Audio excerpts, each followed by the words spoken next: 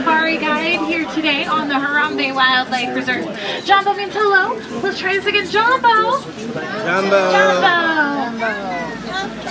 Now friends, this is a photo safari. I already see a few cameras and phones out. Go ahead and set those phones and cameras to an action or a sport setting, as we will not be able to stop for every single animal we see here today, but I will try and stop for as many as I can.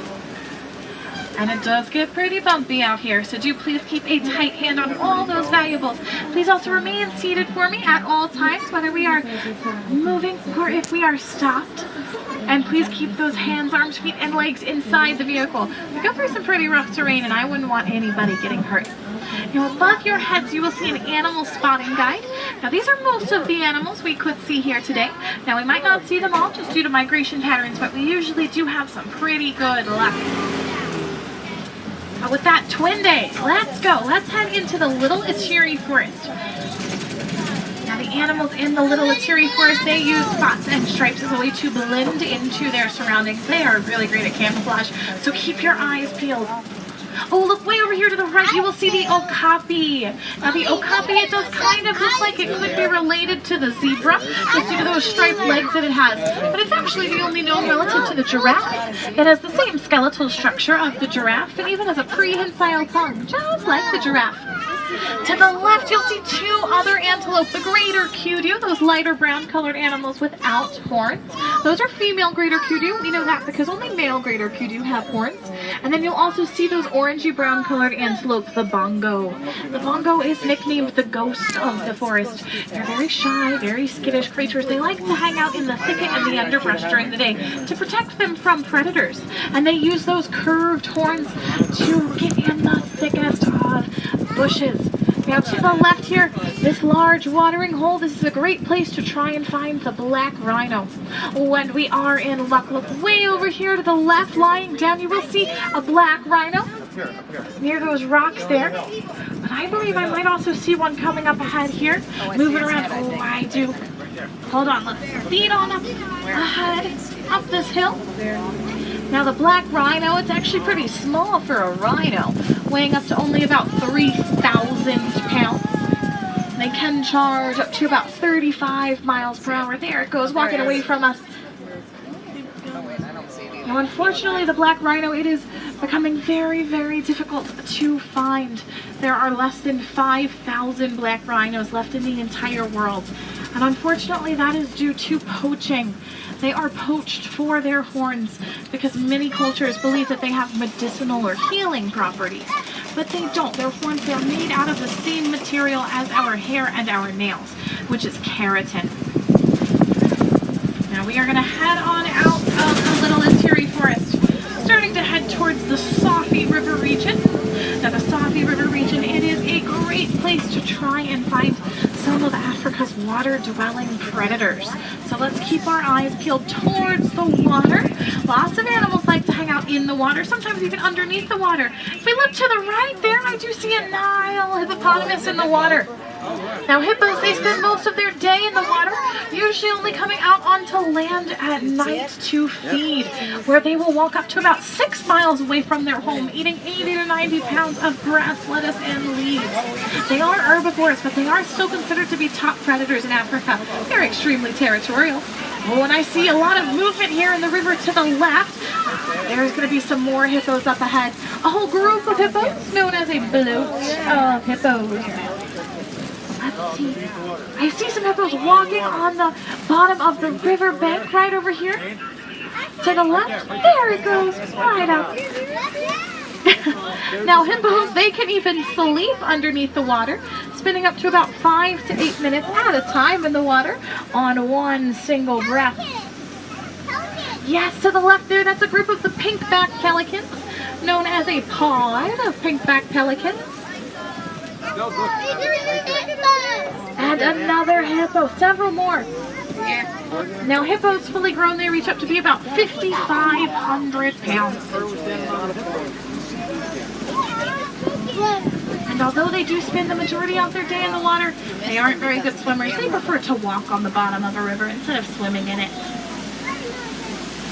When coming up ahead to the left, you'll see a group of the Nile crocodile. Now on land, a group of crocodile is known as a basque of crocodiles. In the water, a group of crocodiles is known as a float of crocodiles. You'll see several crocodiles with their mouths open. That's a way that they release heat from their bodies to thermoregulate their body temperature. Now we are going to start heading on out of the Salty River region, out of crocodile territory. We're going to head toward the savannah. Now the savannah, it is home to some of Africa's most famous and most favorite animals, including the giraffe, the elephant, and the lion. If we are lucky, we'll see some of these animals and more here today. Now to the right, you'll see a baobab tree. It's also known as an upside down tree. Now the large trunk of the baobab tree, it can hold up enough water for an entire year's worth of a drought, which is why some people actually call the baobab tree the tree of life. Now as we go around this curve to the left, I do see some giraffe way out in the distance moving around. We're going to get a really great look at those giraffe in just one moment.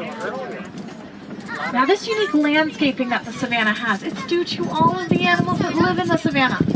Elephants like to plow down the trees, creating space for other animals. Giraffe then prune the leaves from underneath the trees, creating a nice canopy. And the antelope and the wildebeest, they keep the savanna grass nice and short, grazing on it all day long.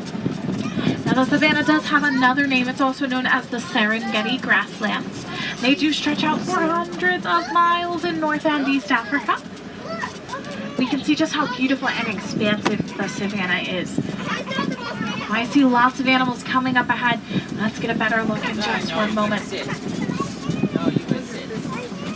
Oh, now to the left here, lying down right behind this very large tree, you'll see a pack of the African wild dog, also known as the painted dog. Now they do look pretty cute and cuddly, but I wouldn't want to get too close or call one pet. They are one of the most successful hunters in all of Africa. They have a success rate of over 90%. Now coming up ahead to the left, these animals with the massive horns, the Ankole cattle, also known as the Watusi cattle. Their horns will reach up to about 8 to 10 feet in length from tip to tip, about 4 to 6 feet on either side. You'll also see some Patterson's eland, and I do see a baby Patterson's eland, this one that's walking out of the tall grass there. Patterson's eland are one of the largest antelope on the savannah. Females reach up to 1,200 pounds, males up to 2,100 pounds. Also way back there to the left, that dark brown colored antelope with the curved horns is the sable antelope, the official emblem of the Harambe Wildlife Reserve. Now to the left here, those tall orangey brown structures, those are termite mounds. They are made out of termite spit, dung, and mud, and they will bake in the hot, hot savannah sun until they are stronger than concrete. So strong that elephants actually like to use them as scratching posts. They can reach over 30 feet tall and can house over 1 million tiny little termites. Now inside that termite mound, there are actually hundreds of little tiny rooms for those termites, similarly to a house. Termite rooms, they all have different purposes. Now I see some of the tallest land animal in the world coming up ahead, some giraffe. Let's continue around, let's see these giraffe. Also to the right, you will see a small herd of wildebeest right over here to the right. Now I say the wildebeest, this is a small herd of them, because the wildebeest, it is the second largest herding mammal in the entire world, second only to the human. They will herd in numbers up to the millions and can travel up to about 1,500 miles every single year. Now wildebeest, it is an Afrikaans term, and it means literally wild beast.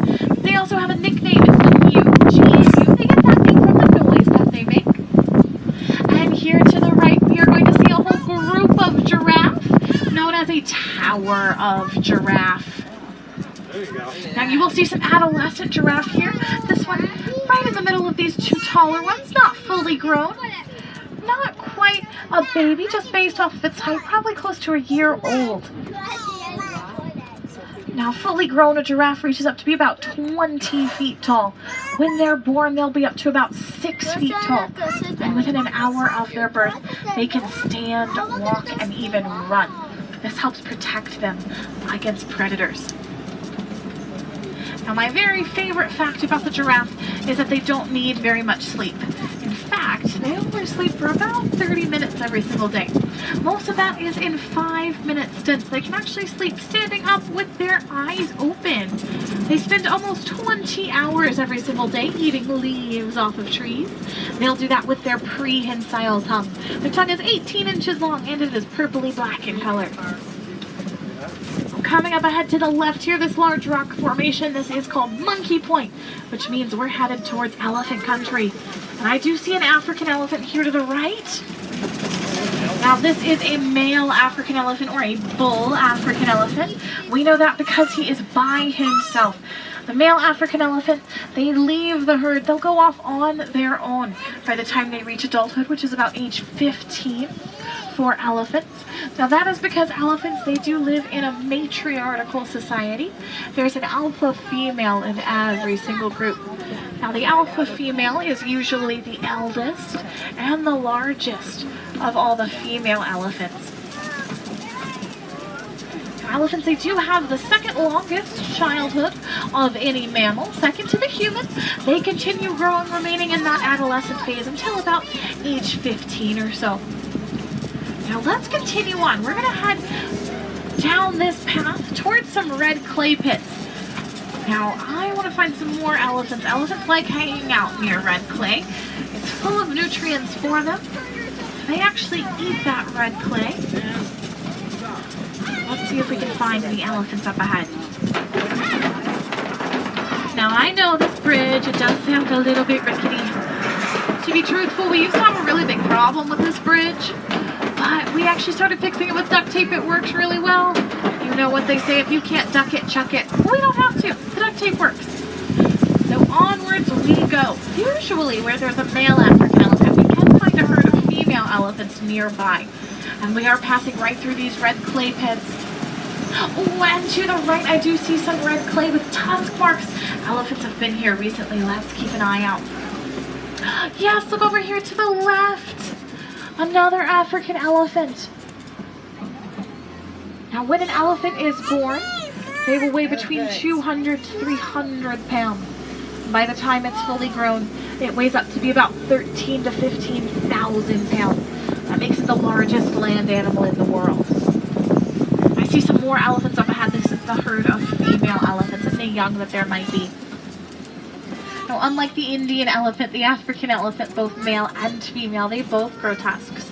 That's actually pretty dangerous. Elephant tusks, they're made out of ivory, and unfortunately they are poached for their ivory tusks. It's the only way we can get that substance in the world. Now, ivory, it has no practical use in the world, only cosmetic use. It's mostly found in jewelry and in small trinkets. But even still, on average, about 96 elephants are poached every single day. That is about one every 15 minutes.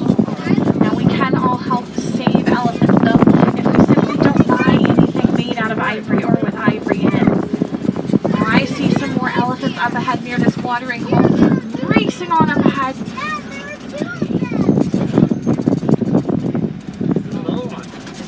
Yes, to the left, a baby African elephant.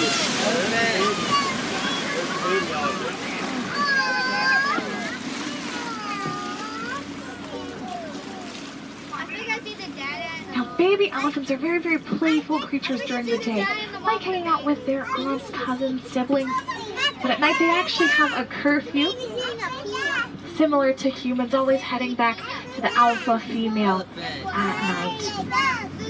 Now, based off of that elephant size, I would venture to say that it's close to about 1,000 pounds. But it looks pretty small comparatively to other elephants. Now, to the left here, this is a group of flamingos, known as a flamboyance of flamingos.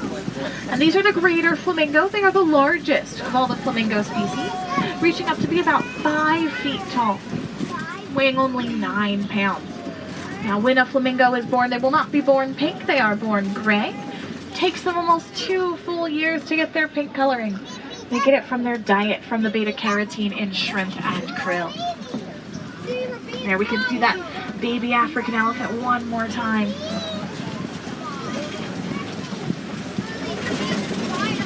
Now we are headed towards East Savannah. Oh, and coming up ahead to the left, I do see an ostrich. The largest flightless bird in the world. Now, although the ostrich cannot fly, they can run at up to speeds of about 40 miles per hour. Now, they are also the tallest of all the birds. Females will reach up to about 8 feet tall, males up to 9 feet tall. And if you'll notice, the ostrich's its eyes are on the side of its face. Now, that is a way that they make sure they have really good peripheral vision just in case a predator comes near. So they are always looking out to the sides just in case. Now let's continue on. Ooh, coming up ahead to the left, I do see a cheetah, 2 cheetahs lying down right over here to the left. They're up there. The cheetah, it is the fastest land animal in the world, traveling at speeds of up to about 60 to 70 miles per hour for up to 300 yards. Now they are the smallest of all the big cats. They're the only one of the big cats that cannot roar, but they can purr similarly to a house cat. Now they will not meow though, they'll actually make chirping noises like birds to hide themselves from larger, stronger predators. Now coming up ahead to the left, we're going to get a really close look at the white rhino.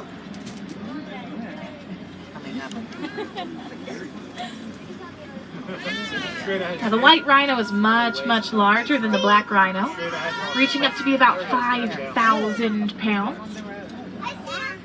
Now they are not actually white. They get their name from the wide set of their jaw. The Afrikaans word for wide is weit with a V. So it's not that they're the white rhino, they are the white rhino.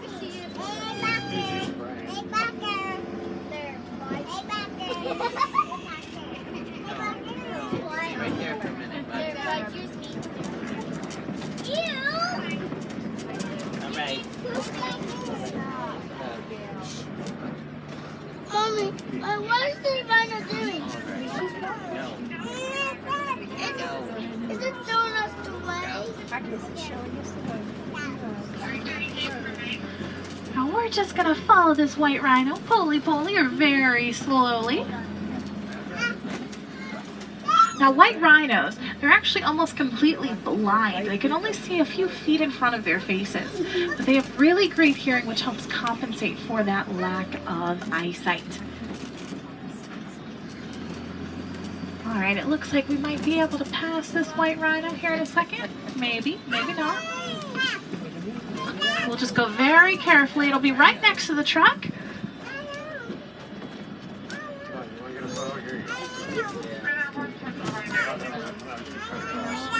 And back in the room. That's okay. Hakuna Matata. There are certainly worse views to have during traffic.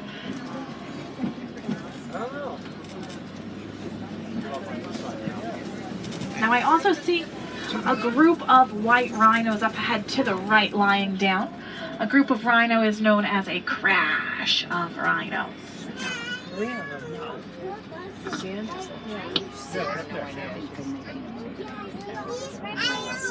rhino.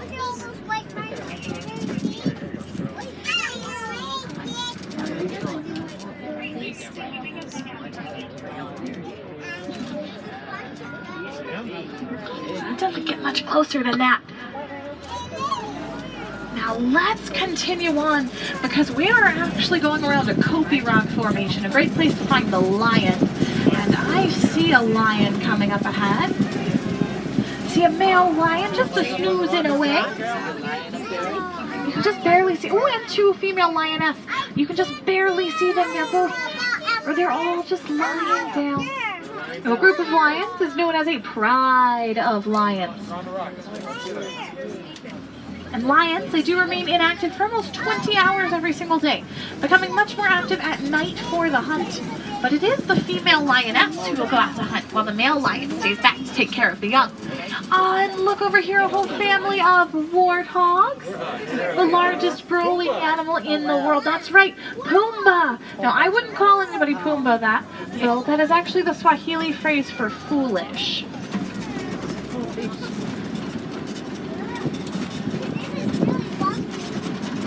To the right, we'll see those white rhino. Once again, that whole group will crash. And I do also see the bontebok, those antelope there lying down.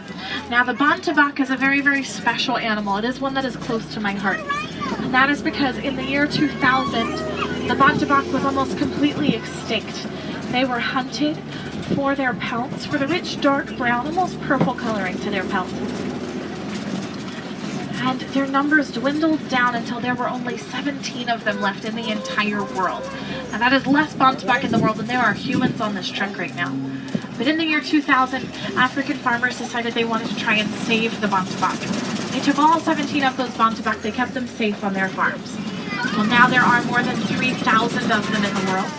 They are still extinct in the wild, but it really goes to show how much of an impact humans have on animals. Now here to the right, you'll see the yellow-billed stork.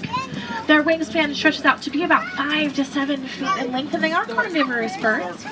And then to the left, the scimitar-horned oryx. This is another antelope that is extinct in the wild.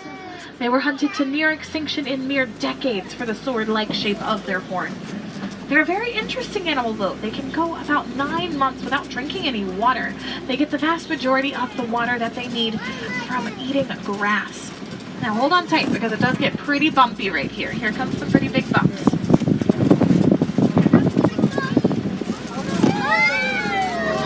There they are.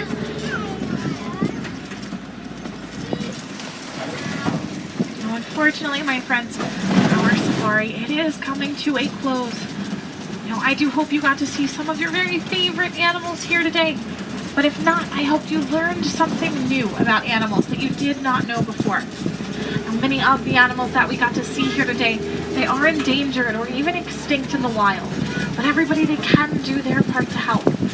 And if you'd like, you can help by simply recycling. If we recycle paper, plastic, and electronic items, we can help save animals and ecosystems that are being hurt by pollution. We can help them thrive once again. Now, I love these animals, and I hope you do too. Or are at least beginning to gain an appreciation for these animals. And if we all simply harambe, which means to come together, we can help save these animals from becoming extinct. Now, it does sound like the village is welcoming us back in song. We are going to be docking in a moment, but I'm actually going to drive right through this dock. I'm going to take you right back to where I found you. But I am giving the warden a call, letting them know that we are on the way. But let's give a nice big jumbo or hello to the warden up ahead. Jumbo! Jumbo, warden! Jumbo!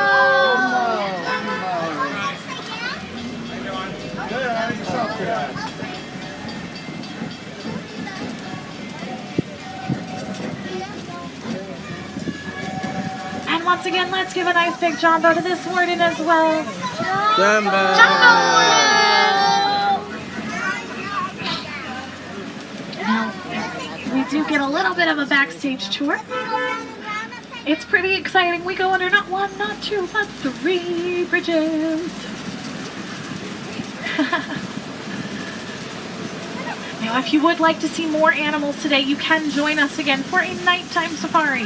No 2 safaris are the same. The animals definitely make sure of that. And many of our wild animal friends, they act much differently at night than during the day. It looks like we are going to pause here for just one moment while we wait for these last 2 trucks to head on out of our way before we head to our dock. Now, when I dock my tires on the right-hand side, they're going to make a very, very loud, very squeaky noise. Kind of sounds like nails on a chalkboard. It's not very pleasant, but it's actually a good thing. It means that I am close enough to the dock to let everybody on and off safely. Now, because we are about to dock, that means our time together is coming to a close. But we don't like saying goodbye here in Harambe. We find that it's far too sad and much too final. So instead, we use a Swahili phrase. That Swahili phrase is kwaherini. It means to go well. So kwaherini, my friends, go well and go wild out there. And Asante Sana, thank you so much for joining me here today on the Harambe Wildlife Reserve.